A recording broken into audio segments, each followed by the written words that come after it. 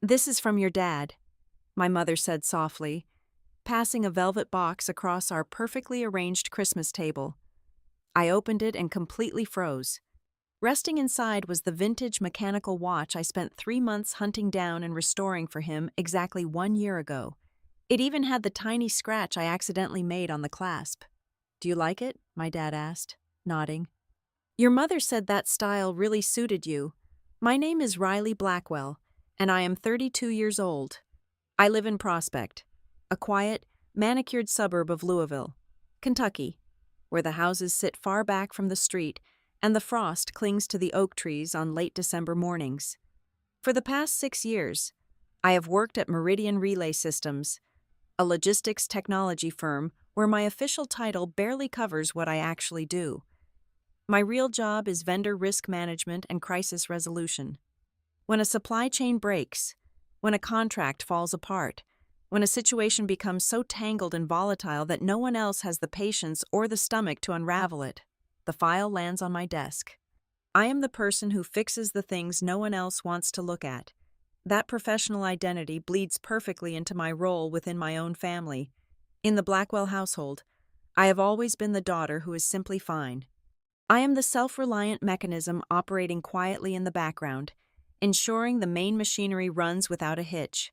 If the living room Wi-Fi drops during a movie, I am the one who climbs behind the entertainment center to reset the router. If the printer jams right before my mother needs her holiday newsletter shipped out, my hands pull out the ink-stained paper. I balance budget sheets. I realign chairs that sit an inch too far from the dining table, and I absorb the ambient stress of the room so no one else has to feel it. My father, Douglas Blackwell, recently retired from a lucrative corporate career. He is a man who measures his worth by his title and the quiet authority he commands in a room. My mother, Marianne Blackwell, lives entirely for the aesthetic of harmony. To her, every family gathering is a set piece, a living postcard that must look flawless, regardless of how hollow it might be underneath. And then there is my older sister, Elise Blackwell Rowan. Elise is the golden child, the gleaming hood ornament of the family vehicle. She is the face my parents present to the world, a woman who only has to walk into a room to be handed its undivided attention. This Christmas morning began exactly like all the others. The sprawling living room of my parents' house was a carefully orchestrated symphony of seasonal cheer. Soft classical strings played from the hidden ceiling speakers. The dining table in the next room was already set with the good china and crystal glasses catching the morning light. My mother was hovering near the fireplace with her phone out, panning the camera slowly to capture Elise and her perfect, glossy smile as she helped her young toddler unwrap a massive, brightly colored toy. I sat near the edge of the room on a low armchair, nursing a cup of black coffee. I watched the fire pop behind the glass screen and calculated how much longer I needed to stay before I could politely excuse myself. I had already fixed the thermostat that morning, arranged the appetizer platters, and taken the dog out. I thought I had done my part. I thought I could survive the rest of this morning the way I always did, safely tucked into the negative space of the family portrait. Then my mother walked over to my chair. She was smiling that curated, gentle smile she reserved for moments she felt were particularly touching. In her hands, she held a small, elegantly wrapped square box. "This is from your dad," she said softly, extending the gift toward me. I took the box. The paper was thick and expensive, tied with a dark green ribbon. I carefully pulled the ribbon loose and removed the wrapping. Beneath it was a heavy, dark velvet jewelry box. My breath hitched slightly in my throat. My father was not a man known for his personal, thoughtful gifts, especially not to me. Usually, I received a gift card or a generic sweater my mother had picked out on his behalf. The weight of this box felt different. It felt intentional. I pressed the small brass button on the front. The lid sprang open with a soft, muted click. I looked down at the dark velvet cushion inside, and my heart stopped beating. The air in my lungs turned to solid ice. Resting inside the box was a vintage mechanical watch with a deep brown leather strap. The silver bezel caught the firelight, glowing with a soft, warm patina. It was a beautiful object. It was also the exact same watch I had given to my father the previous Christmas. My hands started to tremble, just a fraction of an inch, as I reached out and brushed my index finger against the metal clasp of the leather band. There it was, a tiny, almost imperceptible scratch on the edge of the metal.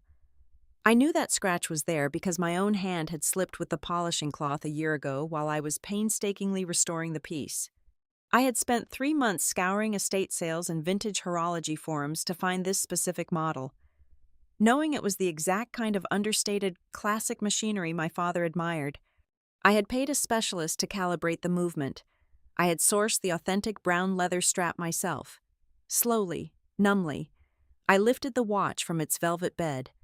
I turned the cold metal casing over to look at the stainless steel back.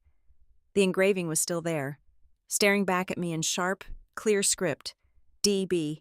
One steady hand deserves another. Christmas, 2024.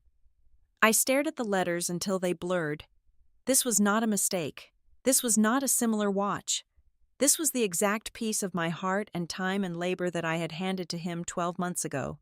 I had written him a card back then, pouring out my feelings, telling him how much his steady hands had meant to me when I was a child. He had taken it, smiled a tight, polite smile, said it was very nice, and put it away. And now, a year later, it had been blindly pulled from whatever dark drawer it had been shoved into, wrapped in fresh paper, and handed back to me as if it were a brand new thought. I looked up from the watch. Across the room, my father was sitting in his leather recliner. He caught my eye over the rim of his coffee mug. He did not look embarrassed. He did not look horrified. He nodded at me, a casual, approving gesture. "Do you like it?" he asked, his voice cutting clearly through the soft classical music. "Your mother said that style really suited you." He had no idea. He looked directly at the watch I was holding, the watch with his own initials carved into the back, the watch I had bled my own time into, and he saw absolutely nothing. The room continued to buzz around me. Elise let out a sparkling laugh at something her child did. My mother shifted her phone to get a better angle of the tree. No one in the room realized what had just happened, because all eyes were fixed on the center of the stage, and I was just the stagehand standing in the dark. In that paralyzing moment, the cold metal burning against my palm, I realized the deepest, most agonizing truth of my entire life. The true pain of this morning was not the fact that my father had regifted my own deeply personal present back to me. The true pain was the absolute, undeniable proof that he had never really looked at the watch in the first place. He had never looked at the effort, or the love, or the engraving, and he had never truly looked at me. I was not a daughter, I was just a fixture in the house, useful when needed, invisible when not, and easily handed a recycled piece of metal just to check a box on a holiday morning. I closed my hand around the watch, the sharp edge of the bezel pressing hard into my skin, and the silence inside my head finally became louder than the noise of my family. I did not grow up in a household where plates were thrown across the dining room or where cruel words were shouted down the hallways. The cruelty in the Blackwell family was far too refined for that. We were the quintessential upper-middle-class American family, living behind perfectly manicured lawns, which meant there was always just enough plausible deniability to make you question your own sanity. If you ever tried to point out the coldness, you would be smoothly maneuvered into believing you were simply ungrateful or overly dramatic. It is a specific type of psychological warfare, the kind that leaves absolutely no bruises, giving you every excuse to doubt the validity of your own pain. My older sister, Elise, was the indisputable sun around which our entire family's solar system orbited. She possessed an effortless, magnetic pull. She was beautiful, yes, but more importantly, she was fluent in the language of social currency. Elise knew exactly how to drop a perfectly timed compliment or a slightly self-deprecating joke that would compel every head in a crowded room to pivot toward her. She never had to demand attention. She simply stood there, and the room offered it up like a tribute. It made perfect sense when she and her equally polished husband, Graham Rowan, opened a bespoke wedding and event planning studio. They traded on charm and aesthetics, They sold the illusion of flawless, effortless romance to wealthy couples, a trade Elise had been perfecting since she was 7 years old. I, on the other hand, was not the sun. I was not the glittering centerpiece. I was the hidden structural support that kept the entire house from collapsing into chaos. I did not know how to make a living room light up with laughter, but I knew exactly how to navigate the utility company's automated phone system to ensure the electricity was never shut off. I was the one who kept everything running. I was the daughter who quietly filled out the complicated insurance rebate forms. I paid the caterer deposits on time. I remembered the exact dates of obscure anniversaries and sent the flowers. I crawled under dusty conference tables in hotel banquet rooms to connect stubborn projectors for my parents' anniversary slideshows. I fixed the corrupted presentation files 30 minutes before guests arrived. 3 years ago, I was the one who salvaged our sprawling Thanksgiving dinner when the main oven spectacularly died at 11 in the morning. While Elise poured mimosas and my mother panicked gracefully in the living room, I stood in the freezing backyard for 4 hours, calculating exactly how to safely roast a 22-pound turkey on a charcoal grill. I saved the day, and at dinner, everyone raised a glass to Elise for the beautiful tablescape, because I lived so deeply in the background. I tried to speak to them through the things I gave them. I believed, foolishly, that if I could materialize my love into objects of extreme thoughtfulness, they would finally have to look at me. For years, I poured an embarrassing amount of my soul, my time, and my money into their gifts. When I was 26, I spent 4 solid months carefully restoring my late grandmother's decaying recipe book for my mother. The pages were crumbling into dust. I used archival tape, laminated the fragile index cards, and paid a local artisan to rebind the entire collection in soft burgundy leather. When Elise bought her first house with Graham, I spent 3 weekends in my garage building a custom solid oak bookshelf for her home office, sanding the wood until my fingers bled. I spent over $800 and dozens of hours printing, labeling, and curating archival photo albums spanning 4 decades of our family history. Every single time, the reaction was a carbon copy of the last. My mother would offer a quick perfumed hug, declare it lovely, and swiftly move on. Elise would clasp her manicured hands together, tilt her head, say something like, "Oh, Riley, that is just too cute," and set it down. And then, within a matter of days or weeks, the gift would simply vanish. The restored recipe book went into a dark basement storage bin to keep it safe from kitchen grease. The heavy oak bookshelf was quietly relegated to a distant guest bedroom because, as Graham noted, the wood grain clashed with his stark, modern aesthetic. The expensive, meticulously labeled photo albums gathered dust in a secondary utility closet, swallowed up by the house and never mentioned again. The watch, however, was supposed to be different. Last year, when my father announced his impending retirement from a lifetime of corporate strategy, I wanted to give him something that truly acknowledged the weight of his transition. I wanted to give him an heirloom. I spent over 3 weeks scouring online estate sales, contacting antique dealers, and monitoring obscure Ohio horology auctions. Finally, I found it. It was a vintage mechanical piece that desperately needed work, but possessed a magnificent, resilient soul. I paid a master watchmaker a ridiculous sum of money, nearly a full month of my own rent, to painstakingly rebuild the intricate internal movement. I hunted down a custom-stitched, full-grain brown leather strap imported from Italy. I sat with a professional metal engraver for over an hour, agonizing over the font and the spacing to ensure the words on the stainless steel caseback were absolutely perfect. I even wrote him a card. I am not a person who expresses deep sentiment out loud. The vulnerability usually catches in my throat, but on that heavy, cream-colored cardstock, I wrote about my childhood. I wrote that the only reason I grew up believing that men in this world could be steady, capable, and reliable was because I remembered watching him in the garage on Sunday afternoons. I remembered watching his large hands fixing the broken lawnmower, realigning my slipped bicycle chain, and always knowing exactly how to put broken metal back together. I told him his hands had built my entire foundation of trust. I remember handing him that heavy box last December. I remember my heart hammering against my ribs, a rare, terrifying bloom of hope rising in my chest. He opened the box. He looked down at the watch for exactly 2 seconds. He said, "Well, that is very nice."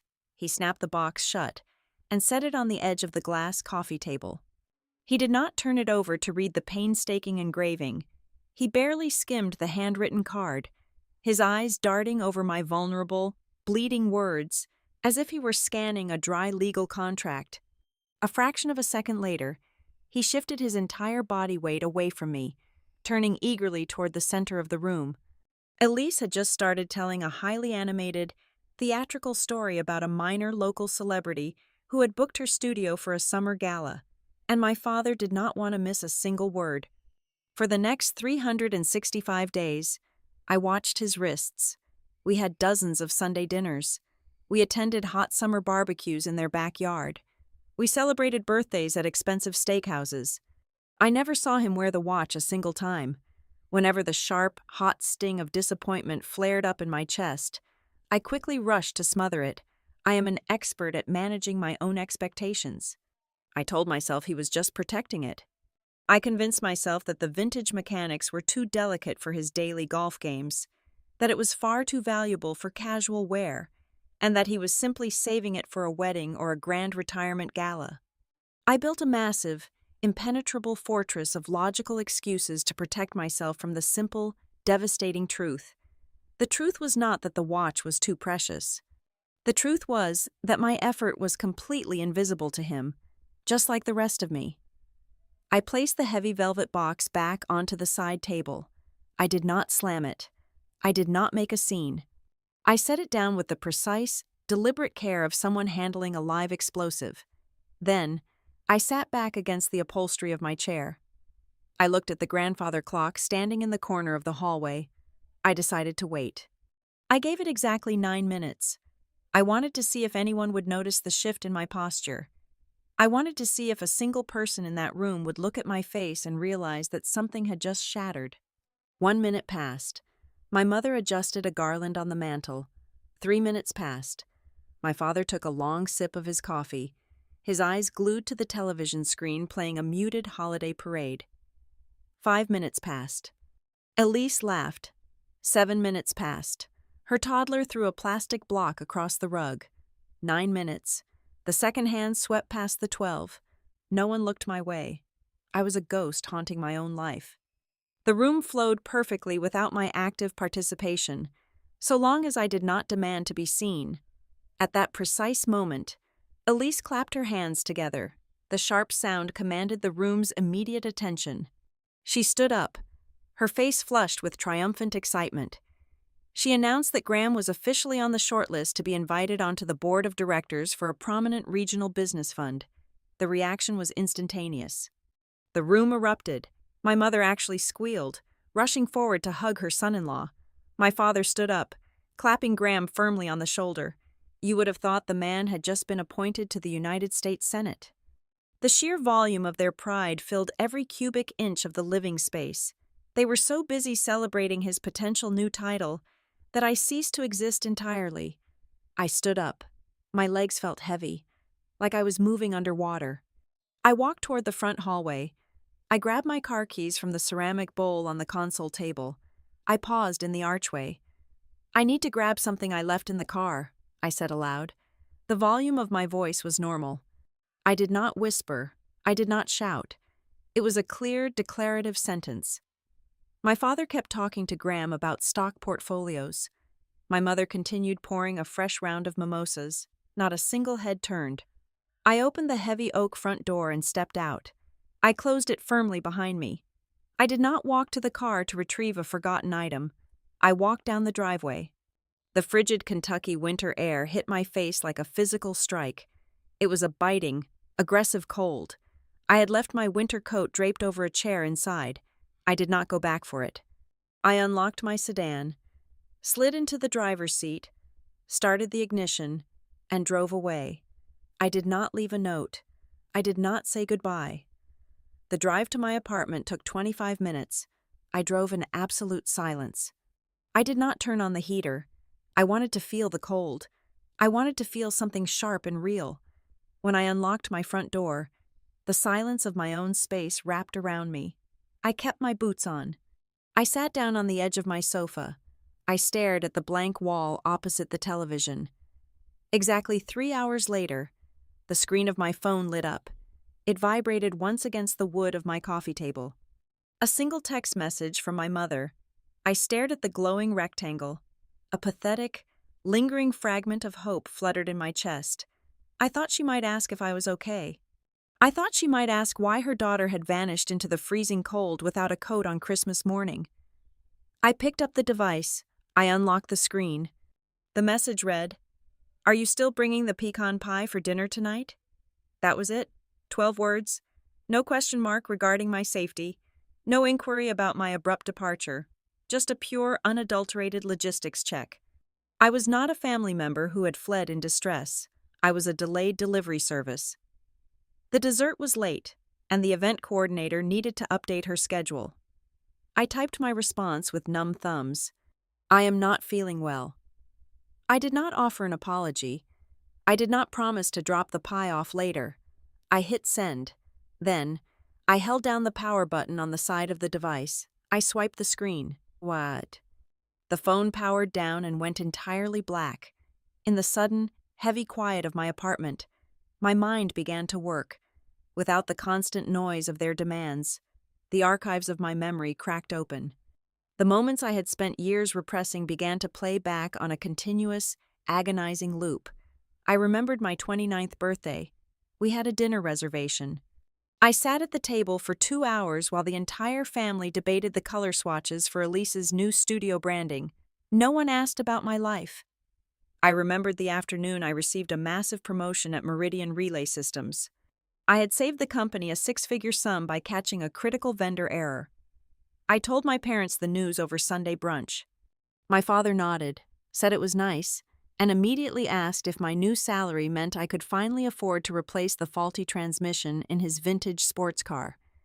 I saw the pattern clearly. I was never a participant in the family dynamic. I was a seat filler. I was the filler they used to keep the cracks from showing. I stayed away for 1 full week, 7 days, 168 hours of absolute detachment. I did not check my email. I did not log into the family shared calendar. I went to my job.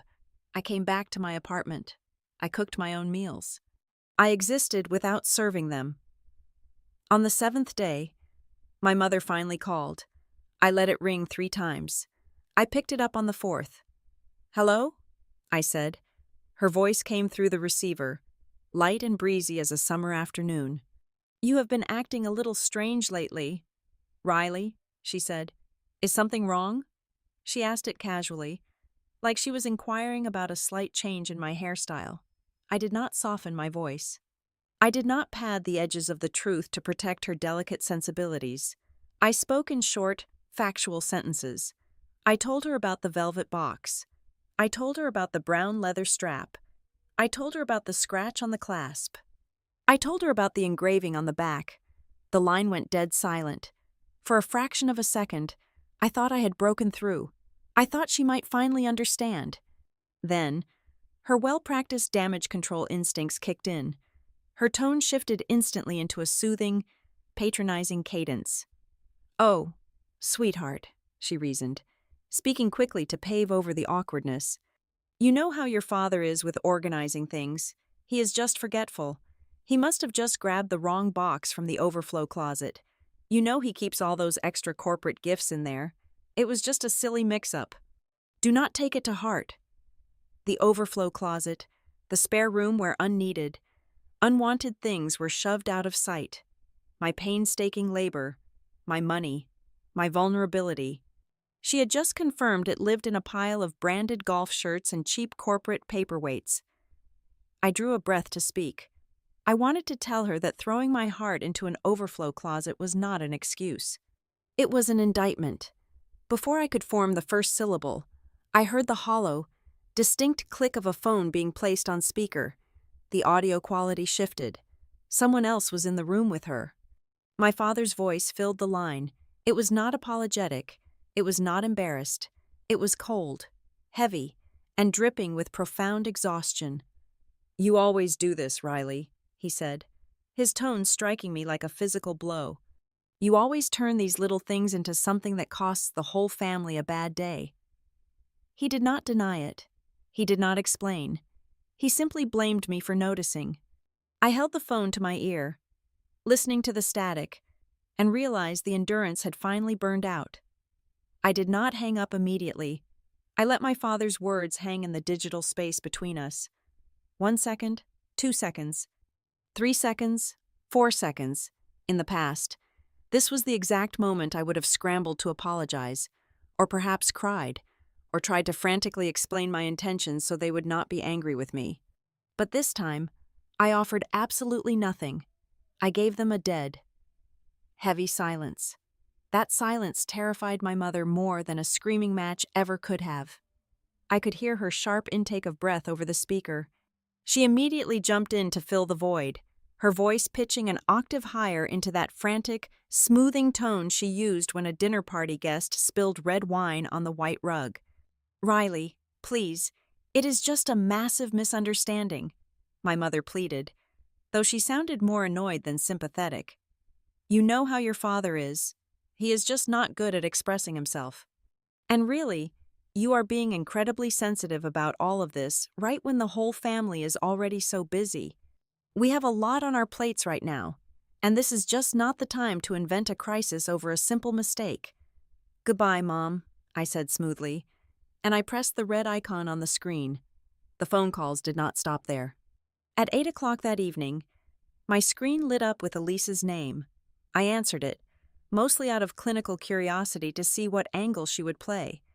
Elise did not ask how I was feeling.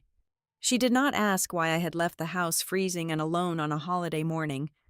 "Look, Riley," Elise started, her voice brisk and businesslike, the exact tone she used when dealing with a difficult floral vendor. "Mom is a wreck, and Dad is stressed. We have the massive retirement gala coming up in June. You know how important that is. I really need you to just drop this and not make a big deal out of it. We cannot have you acting out and ruining the vibe while we are trying to plan something this huge." "I am not making a big deal out of anything," I replied softly. "I am simply agreeing with all of you. It is just a watch." I hung up on her, too. 10 minutes later, a text message chimed from Graham. My brother-in-law never communicated with me unless he needed a technical favor. So his sudden involvement was a clear indicator of the panic spreading through their ranks.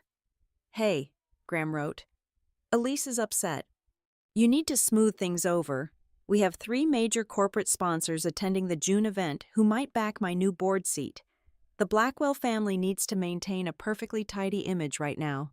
Do not be the leak in the boat." I read the text twice. I set the phone down on the kitchen counter. For the first time in my 32 years on Earth, the fog completely cleared. I looked at my family clearly for the first time, and I finally understood what had been holding it together. They did not protect each other. They protected the atmosphere. They protected the aesthetic of a loving family, and the price of admission for that pristine illusion was my silent compliance. I was the designated sacrifice. My job was to swallow my hurt, manage the logistics, and ensure the surface of the water remained perfectly still, no matter how hard I had to paddle underneath. Once you see the strings controlling the puppets, you can never unsee them. And the moment I saw them, I realized I held the scissors. I did not send a long, emotional paragraph to the family group chat explaining my feelings. I did not demand an apology. I did not engage in a debate about my worth. I did exactly what I should have done a decade ago. I simply stopped. I opened my phone and muted the shared family chat. I removed myself as an administrator on the shared family calendar. I deleted the bookmarks for the event planning spreadsheets I had meticulously maintained for them. 2 weeks later, an automated reminder popped up on my laptop regarding my parents' upcoming anniversary dinner. Typically, I would have already called the restaurant, confirmed the reservation, reminded Elise to buy a card, and ordered a custom floral arrangement. This time, I closed the notification and went back to reading a novel. I stopped being the first responder. I stopped fixing the corrupted guest lists. I stopped gently reminding my sister about impending gift deadlines. I stopped being the external hard drive for their responsibilities. The person who remembered absolutely everything so that they were afforded the luxury of forgetting. It felt terrifying. It felt like stepping off a cliff and waiting to hit the ground. But the ground never came. Instead, I found a quiet, steady space in the middle of the freefall. I knew I could not navigate this new reality entirely alone, so I booked an appointment with a therapist named Dr. June Halpern.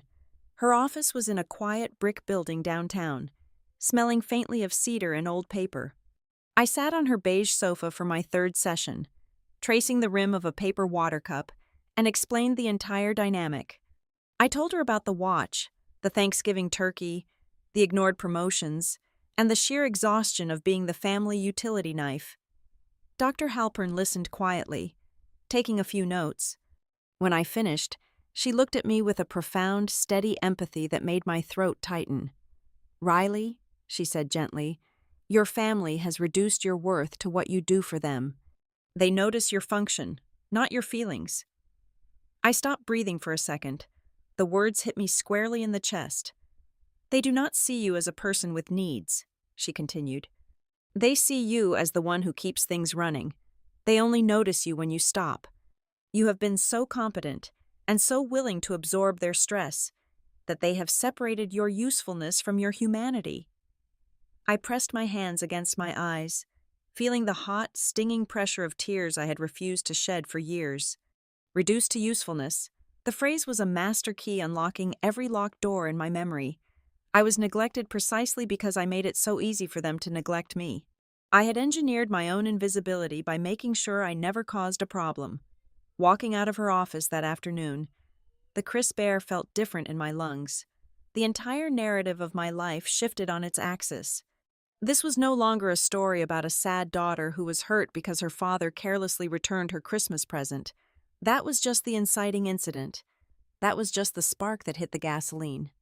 This was now the story of a woman who was looking at the ledger of her own life for the very first time. I was looking at thousands of hours of unpaid, unappreciated emotional labor that my family had enthusiastically consumed for free.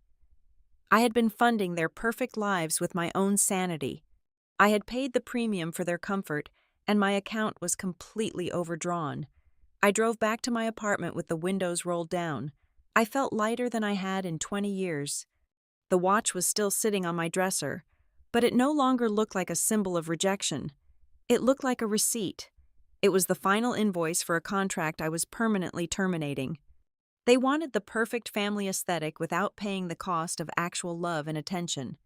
They were about to learn exactly how much the overhead truly cost when the free management suddenly resigned. When you stop being the person who keeps everyone connected and afloat, the silence in your own life is deafening at first. There were entire evenings where I sat in my quiet apartment, staring at the blank walls, feeling the phantom itch of a family crisis I was no longer required to solve. I needed to fill that vast, echoing space with something heavy and real. I needed to use my hands for something other than typing frantic emails, balancing budget sheets, or fixing other people's broken things. That was how I found myself standing inside the cavernous warehouse of the Riverbend Industrial Arts Co-op on a damp Tuesday night. The air inside smelled sharply of ozone, melted copper, and cold concrete. I signed up for a beginner's course in metal welding and industrial furniture design. It was loud, it was dirty, and it was entirely mine. The lead instructor of the workshop was a woman named Odessa Pike. She was in her late 60s, with steel-gray hair tied back in a no-nonsense red bandana and hands rougher than heavy grit sandpaper. Odessa did not coddle anyone. On the first night, she handed me a thick leather apron, a heavy dark visor, and an acetylene torch, and told me to respect the fire.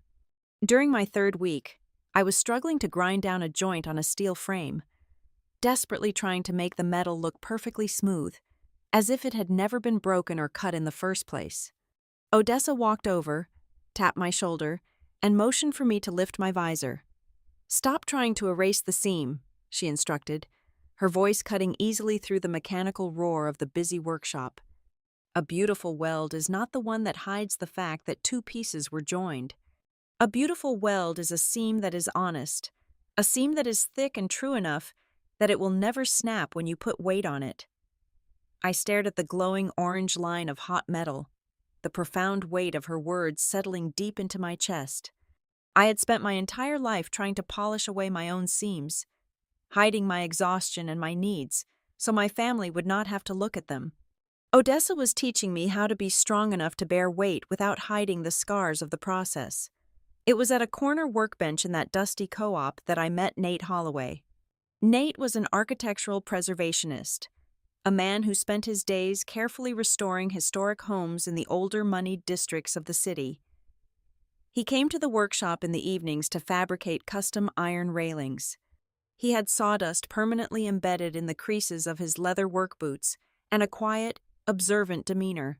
When we eventually started grabbing coffee after our evening sessions, I found myself instinctively waiting for the inevitable moment where he would try to offer unsolicited advice.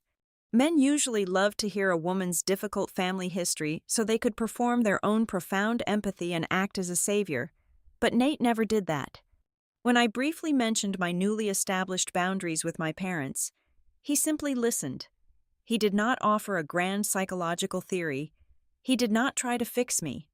He just nodded, took a sip of his black coffee, and asked what type of wood I was planning to pair with the steel frame I was currently building. He allowed my pain to simply exist as a fact of my life, without turning it into a project for him to manage. As my personal life began to anchor itself in solid ground, my professional life experienced a similar architectural shift. At Meridian Relay Systems, the massive logistics technology firm where I spent my days managing vendor crises, the executive board demanded a comprehensive review of all legacy supply chain contracts. Naturally, because it required combing through thousands of pages of dense, mind-numbing procurement data. The task fell to my desk. I spent 3 solid weeks buried in digital spreadsheets and encrypted vendor portals. Deep inside a subsidiary supplier contract, I noticed a tiny recurring discrepancy. It was a sophisticated pattern of duplicate billing, cleverly disguised under shifting regional tax codes and fluctuating administrative fees. If left unchecked through the end of the fiscal year, this microscopic error would have cost the company hundreds of thousands of dollars. I compiled a strict, undeniable paper trail and brought the physical file directly to the office of my department director, Serena Vale. Serena was a formidable executive who did not suffer fools or waste time. She reviewed my findings in absolute silence for 10 minutes. When she finally looked up, her expression was fierce. Normally, in a corporate structure like ours, a director would take the data, present it to the board themselves, and perhaps copy the junior employee on a sterile thank you email. Serena refused to play that game. "We have the quarterly executive briefing on Thursday morning," she told me, closing the heavy file and sliding it back across her desk. "You are going to walk into that boardroom, and you are going to present this audit. You found the leak, Riley. You do not get to hide in the back row and let someone else take the credit for the plumbing. We are putting your name on the cover of this report." For the first time in my career, I did not try to shrink away from the spotlight to make others comfortable. I nodded, gathered the documents, and walked out of her office with my spine perfectly straight. By late spring, I finally completed my first major project at the workshop. It was a heavy, substantial console table. I had welded the frame from thick black steel, leaving the honest structural seams visible just as Odessa had taught me. For the top, I had sourced a beautiful raw slab of dark walnut wood, sanding it down for dozens of hours until the complex grain revealed itself, then sealing it with a smooth matte finish. When Nate helped me load it into the back of his truck and carry it up the stairs to my apartment, I felt a strange, unfamiliar swell of emotion catching in my throat. I placed it against the main wall of my living room. I ran my hand over the cool steel and the warm, heavy wood. It was the very first thing I had ever created in my entire life that I was not giving away to someone else. It belonged to me. It took up space in my home, a heavy, undeniable physical manifestation of my own time, labor, and value. I began to host small dinners in that apartment. Nothing extravagant, and certainly nothing resembling the highly choreographed, stressful theatrical productions my mother used to orchestrate. I invited Nate, I invited Odessa, and I invited two close colleagues from Meridian. I made simple roasted chicken, poured decent red wine, and we sat around the living room for hours. During the first dinner, I kept feeling a spike of adrenaline every time someone finished a glass, an ingrained instinct screaming at me to jump up, clear the plates, and serve them. But no one expected me to move. Nate quietly got up and retrieved the second bottle of wine from the kitchen himself. Odessa laughed loudly at a joke and told incredible stories about her wild youth traveling across the country. They were completely comfortable. They were not there to extract labor from me. They had come to my home simply because they enjoyed my presence. The realization felt like stepping into a warm, brightly lit room after a lifetime spent standing outside in the freezing rain. In stark contrast to this newfound warmth, my phone occasionally vibrated with transmissions from the universe I had left behind. The messages from my family were sporadic, entirely devoid of warmth, and painfully transactional. A text from Elise on a Tuesday morning simply read, "What is the new password for the streaming account?" A message from my mother 3 weeks later asked, "Do you still have that old Excel file with the caterer contacts from the summer party 2 years ago?" A brief note from Graham arrived late one evening asking if I knew how to reset the security router at their studio. There were never any inquiries about my well-being. There were no questions about my job, my new hobbies, or my happiness. I answered their technical questions with brief, sterile facts, or sometimes, I simply did not answer at all. Each tiny text bubble that appeared on my screen served as a striking piece of evidence. It crystallized everything Dr. Halpern had told me in therapy. When I actively removed my emotional labor, when I stopped volunteering to be the invisible scaffolding holding up their convenience, they literally did not know how to speak to me. We had no shared language that did not involve my servitude. It was a painful truth to swallow, but it was a clean pain. It was the sharp, necessary pain of a broken bone finally being set in the correct position so it could heal. I turned off the notifications, put my phone away, and went back to admiring the beautiful, strong seams of the table I had built for myself. The caller ID flashed my mother's name on a humid Tuesday evening in late May.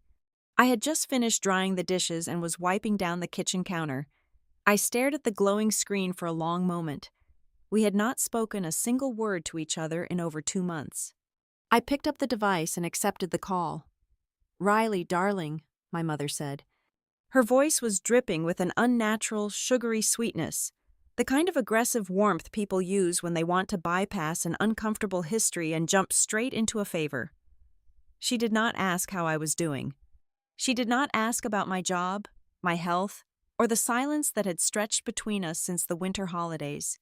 Instead, she launched immediately into her agenda, as if we had just spoken that morning over coffee.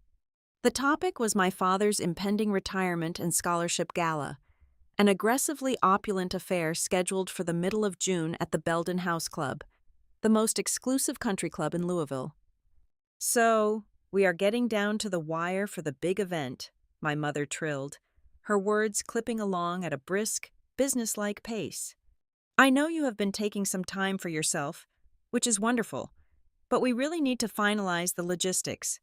I need you to go ahead and set up the online ticketing platform by Friday. We also need to integrate the final sponsor list into the digital seating chart, and Elise says the tribute slideshow still needs to be formatted. Oh, and do not forget to generate the custom QR codes for the silent auction tables. You are still the best at getting all those technical details sorted out smoothly." She paused, taking a breath, fully expecting my standard, compliant agreement. She expected the girl who always swallowed her pride to keep the machinery running. I stood in the center of my kitchen, holding the phone. I did not feel a spike of panic. I did not feel the familiar, crushing weight of obligation. I felt absolutely nothing but a cold, crystalline clarity. "No," I said. It was a single, flat syllable. I delivered it in a calm, even tone. I did not raise my voice. I did not sound angry, The silence on the other end of the line was absolute. I counted the beats in my head. 1 beat, 2 beats. The pause stretched so tight I could almost hear the social fabric snapping in half. Then, my mother let out a sharp, breathless laugh. It was a brittle sound, designed to brush away the reality of what I had just said. "Oh, Riley, you have always had such a dry sense of humor. But seriously, darling, I need the links by the end of the week, so Elise can send out the final email blast." "It is not a joke, Mom," I replied smoothly. "I am not setting up the platform. I am not doing the seating chart, the slideshow, or the auction codes. I am not working on the event." Before my mother could stammer out a response, I heard the faint click of speakerphone, and the sound changed. A secondary voice cut through the line, sharp and incredibly annoyed. Elise had been sitting on the call the entire time, listening silently on mute. "Riley, stop doing this," Elise snapped. Her curated public relations voice was completely gone, replaced by the demanding, entitled tone of an older sister who was used to giving orders. "You are being ridiculous. Do not punish Dad just because of a clumsily handled gift from Christmas. We are trying to honor his entire career. You need to get over yourself and help your family." I leaned against the cool granite of my kitchen counter. They still did not understand. They were still trying to reduce the structural collapse of our relationship to a minor misunderstanding over a piece of jewelry. "The watch did not create the problem. Elise," I said, my voice steady and completely devoid of the emotion she was trying to provoke. "The watch just made the problem impossible to camouflage anymore. I am no longer volunteering my time to manage your lives. Have a good evening." I moved the phone away from my ear and ended the call. My heart was beating in a slow, rhythmic, powerful cadence. I did not shake. I did not cry. Less than 5 minutes later, my phone vibrated on the counter. A text message from Graham illuminated the screen. He bypassed the family group chat entirely, opting for a direct, coercive approach. "Listen," Graham wrote. "Elise is freaking out. Several massive venture capital investors are attending this gala. They are currently looking at funding my new commercial real estate projects. This party cannot have any mistakes. We need the presentation to be flawless. Stop playing games and just do the tech setup." He was not asking for a favor. He was issuing a directive to a subordinate, implicitly threatening that any failure on my part would be a deliberate sabotage of his financial future. He assumed that applying corporate pressure would force me to fold. He was wrong. His text was the exact catalyst I needed to initiate the next phase of my withdrawal. I walked into my home office and woke up my laptop. I opened my internet browser and navigated directly to the administrative dashboard of the premium event management software I had used for the family for the past 6 years. It was a high-tier professional platform that handled digital ticketing, dynamic seating charts, and automated guest communications. My parents and sister loved the seamless, expensive feel of the platform. What they conveniently ignored was the fact that I had been paying the hefty monthly subscription fee out of my own checking account for years, simply because it made my unpaid job of managing their social lives slightly easier. I clicked on the billing section. I scrolled down to the cancellation button. The screen prompted me to confirm that I wanted to permanently revoke the license and wipe the hosted data. I typed my password and hit confirm. The dashboard vanished, replaced by a generic login screen. The system holding their gala together was gone, but I was not finished. I opened my email client and pulled up the master contact list for the June event. I selected the venue manager at the Belden House Club, the luxury florist Elise had insisted on hiring, the boutique catering company, the audiovisual technicians, and the local printing press handling the banners. I placed all of their email addresses into the blind carbon copy field to ensure they could not see each other. I drafted a meticulously polite, brutally professional message. "Good evening. Please be advised that effective immediately, I am no longer serving as the logistical coordinator or point of contact for the upcoming Douglas Blackwell retirement and scholarship event. Moving forward, I do not have the authorization to approve any invoices, layout changes, technical requirements, or schedule adjustments. You must direct all future correspondence, questions, and final approvals directly to Marianne Blackwell. Her phone number and email address are provided below. Thank you for your time. I read over the text twice to ensure there were no typos and that the tone was perfectly sterile. Then, I clicked send. I closed my laptop and listened to the quiet hum of the air conditioner in my apartment. I had not sent an angry message to my family. I had not aired our dirty laundry to their wealthy friends. I had not broken a single piece of china or raised my voice. I had executed a perfectly legal, completely justified administrative maneuver. This was my first act of true retaliation, and it was entirely invisible. I simply withdrew the very competence they had grown accustomed to consuming like oxygen. For years, they had operated under the assumption that I was a naturally occurring resource, an endless well of labor they could tap into without ever paying the cost of basic respect. They believed their events ran smoothly because they possessed excellent taste and high social standing. They were about to discover that their flawless social standing had been entirely subsidized by my sweat. I had cut the power to the building, and now, all I had to do was sit back and wait for them to realize they were standing in the dark. When the structural scaffolding is abruptly removed from a building, the collapse does not happen all at once. First, you hear the quiet, strained groans of the wood. Then, microscopic hairline fractures begin to spiderweb across the pristine drywall.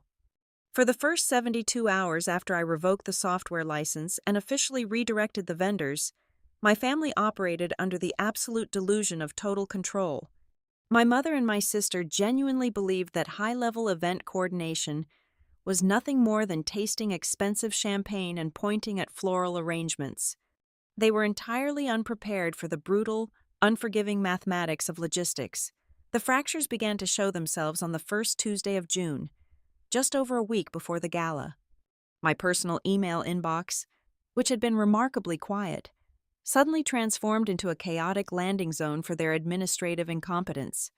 Because I had built the original digital infrastructure for the Blackwell family from scratch, my name remained stubbornly embedded in the digital ecosystem. I was in the hidden metadata of the vendor contracts, the bottom signatures of the ongoing email threads, and the primary contact fields on the local tax exemption forms. The catering director from the Belden House Club was the first to reach out. He sent a frantic, high-priority message because 2 separate platinum-tier corporate sponsors had been assigned the exact same table code for the main ballroom. Immediately following that, a massive dietary conflict was flagged. The strict vegan and gluten-free menu, intended for a prominent regional city councilman, had been accidentally swapped with the heavy shellfish course meant for the Youth Sports Coalition. Then, the silent auction platform died completely. The digital payment gateway required to process the bids was tethered to a 2-factor security token linked to my old administrative email address. Elise, in her arrogant haste, had attempted to bypass the security wall by guessing the password. When she failed the security question 3 consecutive times, the automated system triggered a fraud alert and permanently locked the entire charity auction portal, effectively freezing tens of thousands of dollars in potential donations. The vendor panic escalated rapidly, the local printing press handling the massive vinyl backdrops, the boutique lighting crew, and the club's strict security liaison all began reaching out to me. I sat at the small desk in my apartment, sipping hot tea, watching the notifications roll across my screen. I felt no anxiety. I felt like an air traffic controller safely monitoring a radar screen while a plane slowly descended toward the wrong runway. I did not ignore a single message. I opened each frantic email and responded with a sterilized, legally precise corporate template. "Good afternoon," I typed. "Please be advised that I am not participating in the organization of the Douglas Blackwell retirement event. I possess absolutely no operational authority to approve floor plan adjustments, menu modifications, or payment gateway overrides. Please direct all urgent logistical matters directly to Marianne Blackwell for final authorization." I was completely insulated. I was watching the catastrophic failure of their social performance from behind bulletproof glass. The following afternoon, just 48 hours before the main event, Serena Vale called me into her corner office at Meridian Relay Systems. I walked in and took a seat across from her expansive dark wood desk. She slid a thick, professionally bound portfolio across the polished surface toward me. I looked down. The cover page read, Meridian Girls in Trades Fellowship. Serena folded her hands and looked at me with a sharp, approving gaze. The executive board had their final review meeting this morning, she explained, her voice steady and commanding. They unanimously approved the funding initiative. Meridian is officially launching a regional fellowship program to fund technical and industrial education for young women. And we are using the exact risk and compliance framework you designed this spring to manage the entire grant structure.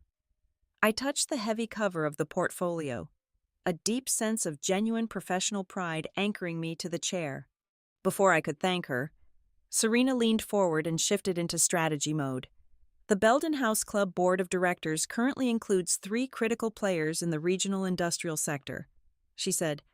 Meridian secured a premium corporate sponsor table for the Blackwell retirement event this Friday. We are utilizing the evening as a soft networking launch for the new fellowship. I need our lead compliance architect in the room to answer their technical questions and represent the integrity of the program. She looked at me evenly, making sure I grasped the full weight of the directive. I want you sitting at the Meridian table. Riley, you are going as our official corporate representative. The gravity of the situation settled over my shoulders like a heavy protective mantle. I would not be walking into that ballroom as the overlooked middle child, forced to hide in the shadows near the kitchen doors to fix corrupted slideshow files. I would not be there to fill an empty seat and make the family portrait look complete. I would be walking into their heavily guarded sanctuary as an official corporate sponsor, carrying my own title, my own professional achievements, and my own undeniable authority. I will be there, I told Serena, my voice completely unwavering. Thursday evening arrived. It was the night before the gala. I was standing in the bright light of my bathroom, using a handheld steamer to press the lapels of a tailored charcoal gray suit. My phone illuminated on the vanity counter. It was an incoming call from my mother. I did not reach for it. I let the device vibrate against the marble until the screen went dark. 5 minutes later, the automated audio notification chimed. She had left a voicemail. I pressed the play icon, the sound echoing loudly against the bathroom tiles. My mother's voice filled the room, and she was crying. It was not a quiet, sorrowful cry. It was the sharp, breathless, panicked weeping of a woman who was violently losing control of her meticulously crafted public narrative. Riley, please, her recorded voice begged, her breath hitching with raw anxiety. The florist is threatening to hold back the main centerpieces because of some missing deposit verification, and Elise cannot get the auction site to unlock for the guests, and the club manager is being incredibly short and rude to me about the floor plan. You have to call them and fix this. Please, just log into the systems and fix it. Do not let your father be humiliated in front of the entire city tomorrow night. The recording ended with a sharp click. I stared at the phone. She had not offered a single apology. She had not asked if I was hurting, or if I was lonely, or if I was well. Even in her absolute lowest moment of desperate panic, her only concern was that the flawless family aesthetic was crumbling into dust. She still viewed me solely as the emergency brake she could pull to save someone else's feelings. The voicemail was the ultimate, undeniable confirmation of my therapy sessions. My usefulness was the only language she knew how to speak to me. I deleted the message and went back to steaming my suit. Friday evening came with a heavy, humid heat. I dressed with slow, deliberate precision. The charcoal suit was sharp, structured, and entirely devoid of the soft, pastel femininity my mother usually pressured me to wear to family functions. As I stood before my bedroom mirror checking the alignment of my collar, my eyes drifted to the top of my dresser. Resting on the dark wood was the vintage mechanical watch, the Regifted Humiliation, the ultimate symbol of my invisibility. I walked over and picked it up. The brown leather was cool against my skin. For a brief second, I thought about leaving it behind in the velvet box, but then a different thought took root. I fastened the leather band around my left wrist and eased the clasp into place. I secured it, my thumb brushing over the tiny scratch I had noticed a year earlier. I was not wearing it as a bitter reminder of their rejection. I was wearing it as a physical declaration of my own sovereignty. It was the undeniable proof that I had finally reclaimed my own time, my own labor, and my own worth. I checked the face of the watch. It was exactly 6 o'clock in the evening. It was time to go to the party. The morning of the gala arrived with the frantic, accelerating tempo of an engine tearing itself apart. I woke up at exactly 6 o'clock in the morning, brewed a heavy pot of dark roast coffee, and sat perfectly still at my kitchen island. I did not have to actively seek out the disaster. The shockwaves reached me effortlessly through the digital ether. Through the periphery of my inbox, I watched the localized panic unfold via forwarded emails and panicked voicemails left on my corporate phone number. The Belden House Club administrative office was demanding the final confirmation for the plated dessert service and the definitive layout for the high-priority sponsor tables. Without the premium software license I had terminated, the club management had absolutely no map to navigate the evening. The luxury florist Elise had insisted upon hiring sent a blazing, red-flagged invoice update, explicitly threatening to abandon the massive, imported floral arches in the loading dock if the remaining balance of several $1,000s was not wired by exactly 2 o'clock in the afternoon. The technical infrastructure Elise had promised to manage was simultaneously collapsing into ruin. The QR codes generated for the silent auction tables directed guests to a dead, unregistered domain, locking away any potential charity bids. The tribute video, a heavily produced, agonizingly long montage of my father's corporate triumphs, had been exported by Elise's high-end studio in an incompatible media format that the country club's audiovisual system completely rejected. Instead of a sweeping emotional retrospective of his career, the massive projection screens would display a cold, pixelated error message. Through the grapevine of vendor complaints continually forwarded to my secondary email address, I witnessed Elise's spectacular refusal to take a single ounce of accountability. I could vividly picture her standing in the ballroom, pointing fingers. She loudly blamed her junior studio assistants for inputting the wrong codes. She blamed the country club's supposedly outdated technology. She blamed corrupted data transfers and malicious server errors. She utilized every piece of hollow corporate jargon she knew to build a fortress of plausible deniability, absolutely terrified to touch the central truth that she possessed zero understanding of how the invisible systems actually functioned without my intervention. At 10 o'clock in the morning, a text message from Graham vibrated aggressively against my kitchen counter. He did not bother with the fake pleasantries or the passive-aggressive manipulation my mother favored. His message was a cold, transactional demand. Just fix the systems right now and the entire family will sit down and talk about feelings later. He still fundamentally misunderstood the situation. He believed my newly established boundaries were a petty emotional tantrum, a brief strike that could be easily bought off with the vague promise of a future conversation about my hurt feelings. He assumed I was negotiating for attention. I was not negotiating at all. I deleted the message without typing a single character in response. What struck me the hardest, however, was the profound, suffocating silence radiating from my father. Throughout the entire morning and into the early afternoon, Douglas had not called. He had not sent a single text message. As the chaotic reality of his ruined retirement party crashed down around his perfectly tailored suit, his pride remained his absolute paramount priority. His complete refusal to speak to me was a sharp, final twist of the knife in my ribs. It proved, definitively, that he was entirely willing to let his wife panic, his eldest daughter flounder in public embarrassment, and his son-in-law issue cold threats, rather than simply pick up the phone and ask his youngest daughter for help. He was willing to let everyone else beg, so he would not have to lower his own head. That realization finalized the calcification of my remaining empathy. The pain was still there, but it was now sealed permanently behind thick, unbreakable glass. I spent the duration of that afternoon inside the quiet, climate-controlled offices of Meridian Relay Systems. While my relatives spiraled into an administrative freefall across the city, I sat in a pristine, glass-walled conference room finalizing the legal documentation for the new fellowship program. I reviewed the complex compliance frameworks I had built from the ground up, ensuring every dollar of the corporate grant was properly allocated. I signed my name in blue ink across the bottom of the final approval forms. Several senior executives and colleagues stopped by the room to shake my hand and offer genuine, unprompted congratulations on my new position as the lead director of the initiative. For the first time in my professional life, I absorbed their praise without deflecting it, without attributing the success to a team effort to diminish my own shine. I allowed myself to feel the solid, undeniable weight of my own competence. At 5 o'clock in the evening, I packed my leather briefcase. Serena Vale was standing near the elevator bank, holding a sleek black folder containing the promotional materials for our corporate table.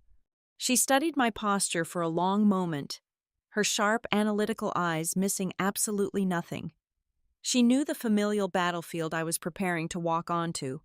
"Listen to me carefully," Serena said, her voice dropping into a low, commanding register that echoed slightly in the marble hallway. "Tonight, you are not allowed to shrink yourself to make other people comfortable. You built this initiative. You earned that seat at the front of the room. You take up the exact amount of space you deserve, and you do not apologize for it." "I understand," I replied, my voice perfectly level. I went home, changed into the tailored charcoal suit, and fastened my father's returned vintage watch around my left wrist. Nate Holloway arrived at my apartment precisely at 6:30 in the evening to escort me to the club. When I opened the door, he did not offer a barrage of unsolicited advice. He looked at my structured suit, the gleaming silver bezel of the vintage timepiece, and the cold determination settling into my features. He simply smiled and offered his arm. Nate was not accompanying me as a rescuing knight charging into a dragon's lair. He was there as an equal, a mature adult, stepping in to witness the exact moment I crossed the threshold into a room that no longer governed me by its archaic laws. He was there to confirm the reality I was about to enforce. We sat together in the back of a hired black car as it navigated the winding, tree-lined roads leading toward the wealthy suburbs and the Belden House Club. As the heavy wrought iron gates swung open and the tires crunched against the gravel of the expansive circular driveway, I looked out the tinted window at the grand, brilliantly lit facade of the building. I understood the dynamics of the evening with absolute, terrifying clarity. Inside that opulent building, my family was desperately waiting for my free labor, my endless apologies, and my invisible hands to repair their crumbling facade before the wealthy donors noticed the cracks. But tonight, they were going to get something entirely different. Tonight, I was leaving the tools behind, and I was only bringing my name. The main ballroom of the Belden House Club was illuminated like a high-end advertisement selling the illusion of a perfect, legacy-rich American family. Every detail was meticulously engineered to project an airtight narrative of generational success and warm unity. Heavy cream linen draped over the sweeping round tables, catching the ambient, golden glow of the grand crystal chandeliers above. Massive, framed black and white portraits of my father from his early corporate days were strategically placed around the perimeter, flanked by towering floral arrangements that smelled faintly of vanilla and cut stems. A massive backdrop with sweeping gold lettering dominated the space behind the main stage. The room was hot, suffocatingly fragrant, and vibrating with the low, expensive hum of clinking crystal and orchestrated laughter. I stepped through the heavy double doors flanked by Serena Vale on my left and Nate Holloway on my right. In previous years, my entry into these rooms was completely unnoted. I would usually slip in through a side entrance, holding a clipboard, already sweating from fixing a seating error. Tonight, I walked straight down the center aisle. Serena, radiating the absolute, terrifying confidence of a top-tier executive, began introducing me to the very people who had looked right through me for the past decade.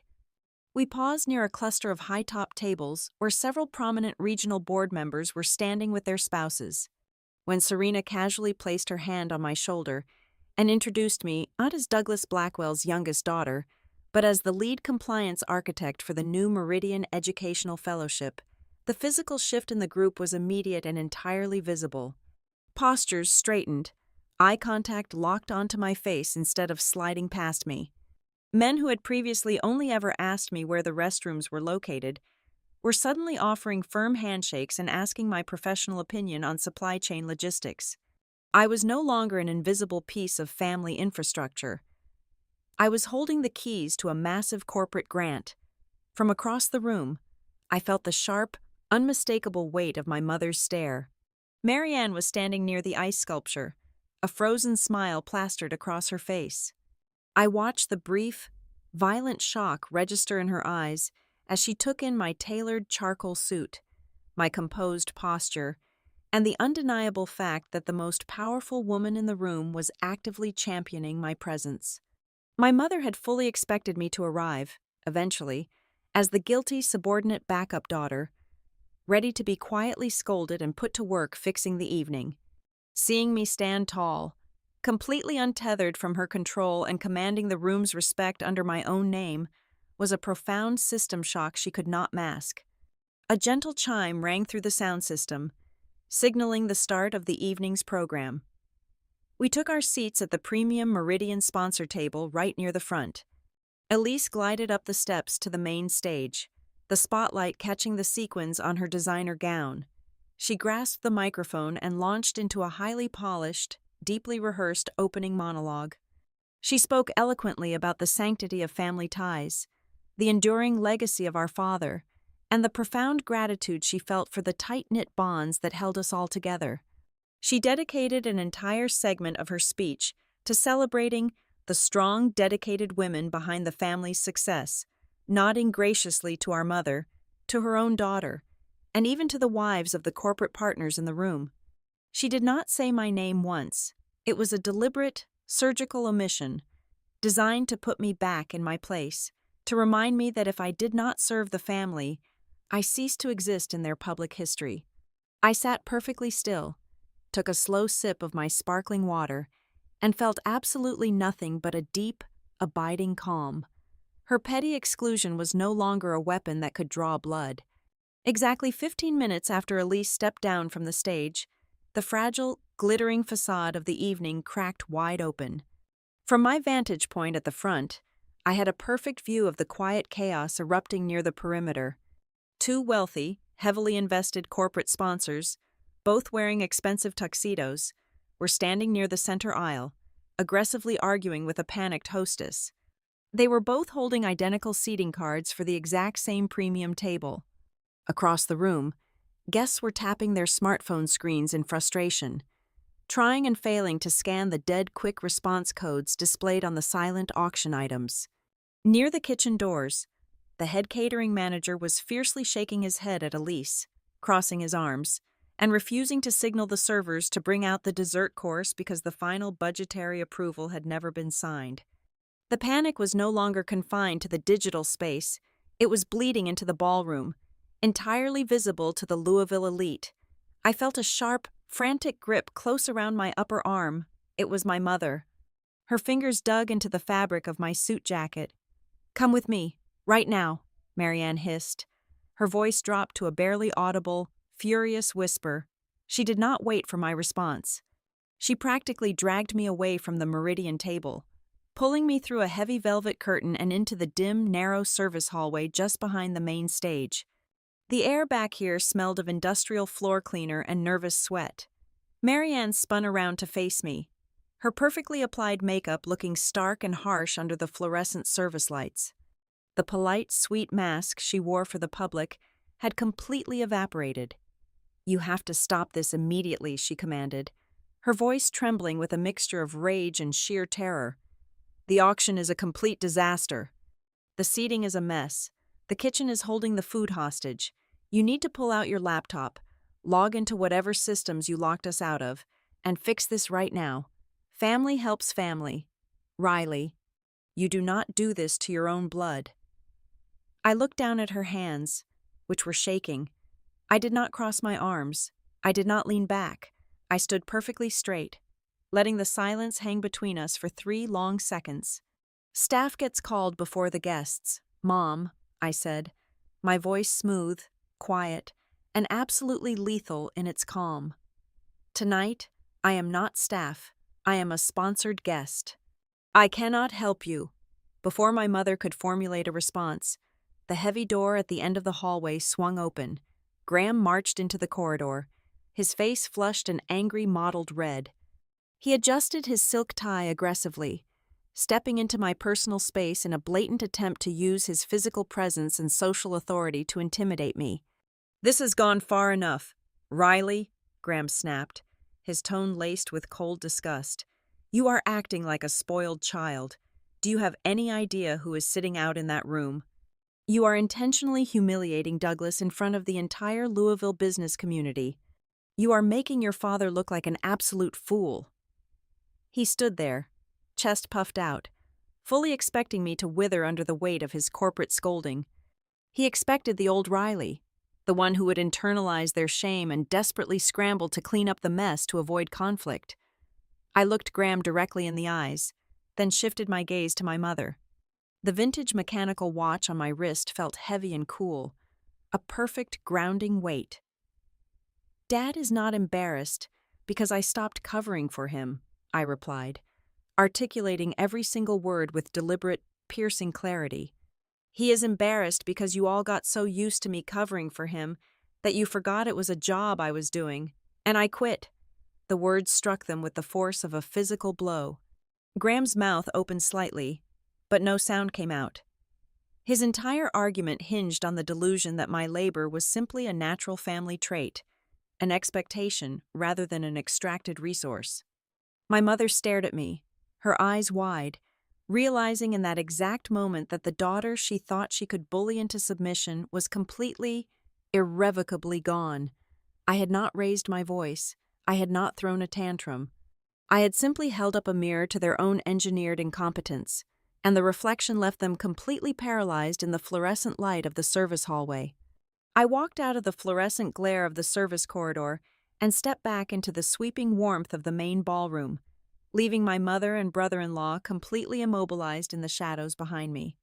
I glided back to my seat at the Meridian table, just as the crystal water glasses were being refilled by the nervous catering staff. The tension in the room was palpable, a thick, invisible current of logistical failures buzzing just beneath the string quartet's polite melodies. It was time for the sponsor appreciation segment. Serena Vale stood up from her chair, adjusted the cuffs of her immaculate blazer, and walked onto the main stage. She accepted the microphone from the club's event coordinator. The room gradually quieted down, wealthy donors and business leaders turning their attention to the executive who controlled one of the largest corporate funds in the state. Serena began with a graceful acknowledgement of the evening, but she quickly pivoted. She did not deliver the standard, empty corporate platitudes my family was relying on to smooth over the rough edges of the night. "Tonight, Meridian is incredibly proud to announce the launch of a new regional fellowship," Serena's voice rang out, clear and commanding over the premium sound system. "But a program of this massive scale does not build itself. It requires an architect. It requires someone who understands the deep, intricate mechanics of structural integrity. I want to publicly thank Riley Blackwell for single-handedly designing the entire compliance framework that made this initiative possible." The spotlight swung sharply, illuminating my chair at the front table. I kept my posture perfectly straight and offered a measured, polite nod to the room. Serena was not finished. She gripped the microphone a fraction tighter, her sharp eyes scanning the sea of faces. "In fact," she continued, her tone dropping into a knowing, resonant cadence, "I know for a fact that many local organizations, high-stakes charity boards, and prominent events in this very room have only survived over the past several years because of one specific woman. A woman who always makes the invisible systems run on time, even when she receives none of the applause." The effect was instantaneous. A ripple of profound realization swept across the ballroom. Near the rear exit doors, the lead vendor coordinator for the club leaned over and whispered something to the lighting director.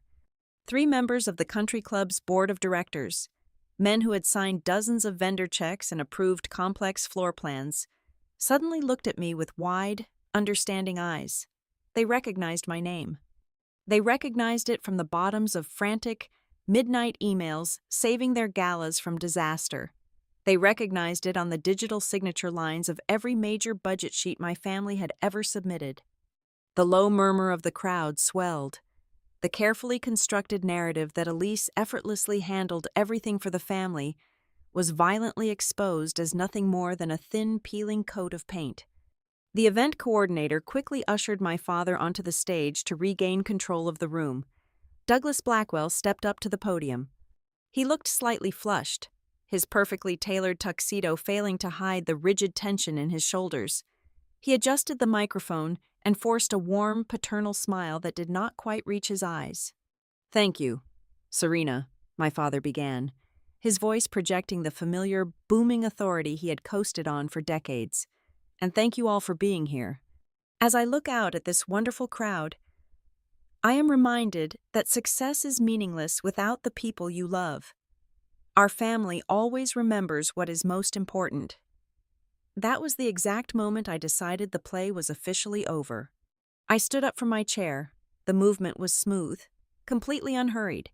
As I rose, the ambient light from the massive crystal chandelier caught the silver bezel of the vintage mechanical watch strapped securely to my left wrist.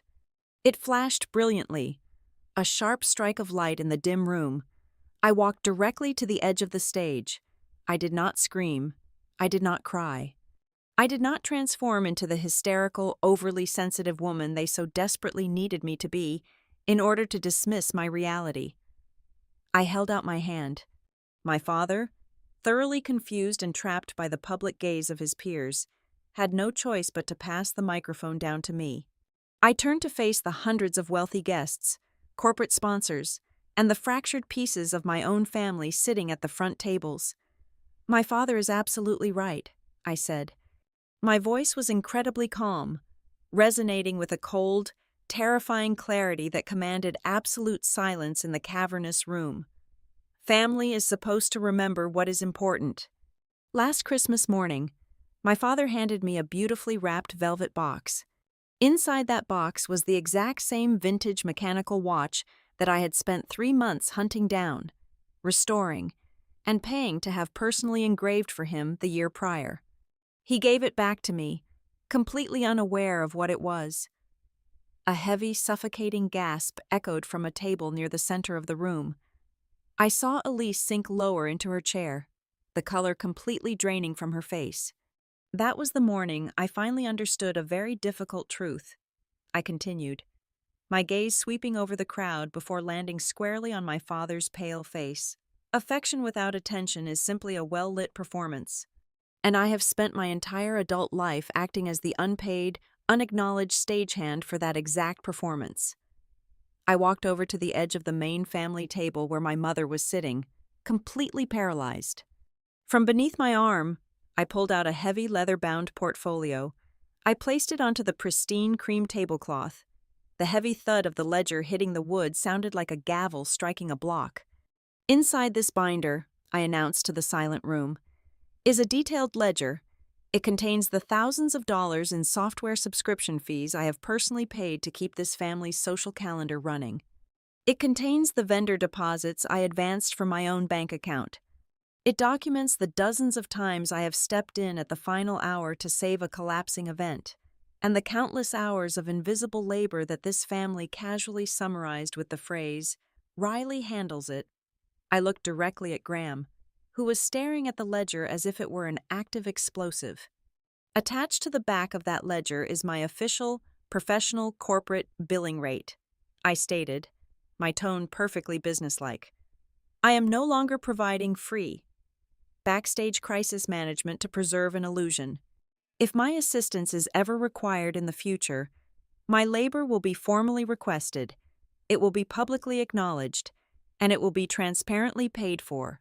My mother looked as though she might faint, her hands gripping the edge of the table so hard her knuckles turned completely white.